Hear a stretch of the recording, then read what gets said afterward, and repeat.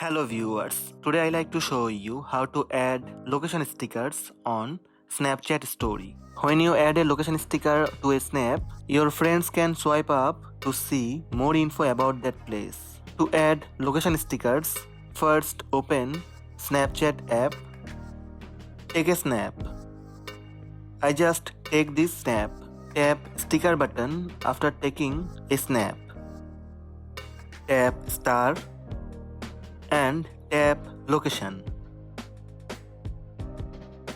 Scroll to view available locations. Tap to select location. You can resize location sticker. You can move location sticker or you can rotate it. By tap on the location sticker, you can change its style. That's it. When finish, you can post your story. Now your friends can swipe up your story to see more info about that place. That's it. These are the steps to add location stickers on Snapchat story. Hope this video helped you. Please subscribe my channel by tap on red subscribe button.